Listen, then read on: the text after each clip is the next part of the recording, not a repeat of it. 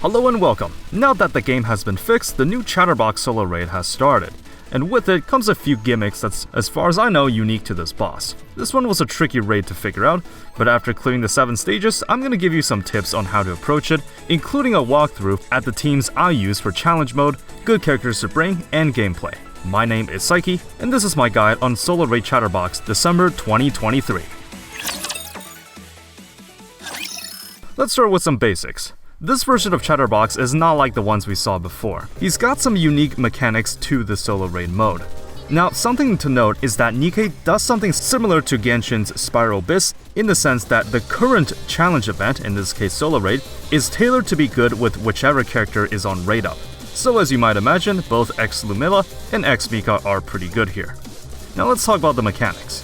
Chatterbox has an instant kill system, where if he lands an attack on one of your units, they will receive a defense down debuff. If a unit has 10 of these and gets hit again, they will just instantly get knocked out. For the cherry on top, this debuff is permanent and does not expire on its own. The only 2 units with the debuff cleanse effect right now are Coco and X-Mika.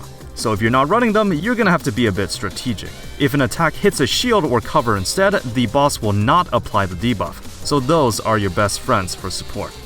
When the fight starts, Chatterbox will always slam the middlemost unit, then follow it up with a missile barrage. Same as Special Interception, but unlike Special Interception, this boss will always slam the middlemost unit every time unless that unit is knocked out. In that case, he will slam the 4th slot and then the last slot. This means the placement of your units can kinda matter here. Because of the pseudo-taunt effect, your middlemost unit is going to be most at risk, followed by the 2 rightmost slots.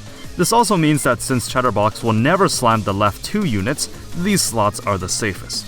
This version also does not have a health bar on its head, so while you can still damage the core, you don't have to worry about destroying it and getting grand slammed. If you survive the missiles, Chatterbox will bring out cancel rings. This can actually be a bit tricky. I will personally save your first burst rotations for a little bit so that everyone can aim at the cancel rings and clear them in time. Then Chatterbox will jump back and fire 5 rounds of projectiles at each of your units. You can actually iframe this, but since he targets everyone, it's hard to get the timing down. Unfortunately, this attack seems to be hard-coded, and bringing a taunt unit will not cause it to only launch projectiles at that one unit. Looks like Noise is gonna have to sit this one out. You can either just swap to each individual unit and take cover, or just order everyone to take cover when each round of projectiles land, and hope some of them will be iframed. After that, Chatterbox will jump back and regenerate the missile launchers if they're destroyed, then bring out another set of cancel rings. This may look intimidating, but it's really not that bad. Another tip I can give is that since the rings expire much slower, you can just damage the boss and fill up your burst gauge before hitting the last ring. Then, Chatterbox will do the slam and restart the whole cycle. While this doesn't sound too bad on paper, having to deal with the one-hit kill mechanic while also juggling between your burst rotations can be a bit tricky. Especially in challenge mode, this gets especially tough. Regardless of how far you were able to progress in the raid, let's talk about some general game plans for tackling the boss. Healers and taunters are not very effective in this mode. Unless you're in the challenge stage, the boss really doesn't deal that much damage to you, and you mainly have to worry about not getting one-shotted. You can either bring a cover repairer to keep your cover health high, so that the debuffs don't land at all, or use a cleanser to remove the debuff. Luckily, the defense down, while stackable, only counts as 1 debuff, so 1 use of X-Mika or Coco is enough to cleanse all the defense down stacks. While cleansing is a valid strategy in the first 7 stages, I don't think they're that useful in challenge mode. For DPS units, as you might expect, this Chatterbox is fire affinity, so water code units will get an advantage. And what do you know, X-Lumilla is a water code DPS. While there's still a shortage of water DPS units, you can just use the usual meta DPSs and support cores. So in this next section of the guide, I'm going to walk you through the 5 teams I've created, as well as giving my strategy and notable good units to bring if you have them. One last tip I want to bring out before introducing my teams is that if you want to experiment with off-meta units in the challenge mode, you don't actually need to put them in the synchro device. Since this mode locks your units to level 400 anyways, even a level 1 unit will get to a decent power level, though you do have to invest in skills and gear if you want them to be competitive. First team is as straightforward as it gets. Red Hood is absolutely busted, and with the Tiga comp, you can easily sustain yourself without any debuff cleansers. I use Dorothy as CDR, then Red Hood and Alice as the main DPSs. Honestly, if you have Red Hood, you don't even need my help.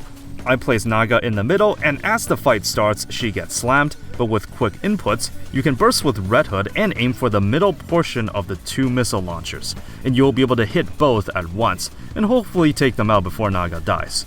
The sweeping red projectiles isn't a concern either, as you can just let everyone take cover damage and replenish them easily. When Chatterbox spawns the cancel rings, you can just focus on destroying the missile launchers if you regenerated them, and leave the rings until the last second. Just be sure to use Tia's burst before the slam happens, so that the shield can take the hit and save yourself some health. This team did a total of just over 1 billion damage, which is okay I guess. Other teams aren't gonna be able to match these numbers, but this is a good start. Second team features the new limited unit X Lumilla. Instead of using a CDR unit, I ran Summer Mary because she buffs the elemental advantage damage for water code allies, and I thought this was enough to offset the lack of CDR. On hindsight, I probably should have swapped Novel's position for Mary, as I'm more okay with Mary dying before Novel. Maxwell and X Lumilla on the left side, and Rapunzel as a healer and resurrection. The game plan with this team is that since the middlemost unit will end up with a lot of debuffs, if I can time it so that Novel goes down by a slam attack, then Rapunzel can just resurrect her and be good to go again. After all, if a unit dies and comes back, then it's basically the same as a debuff cleanse. Surprisingly, this team was able to survive for a fairly long time, though the damage dealt wasn't as high as I imagined.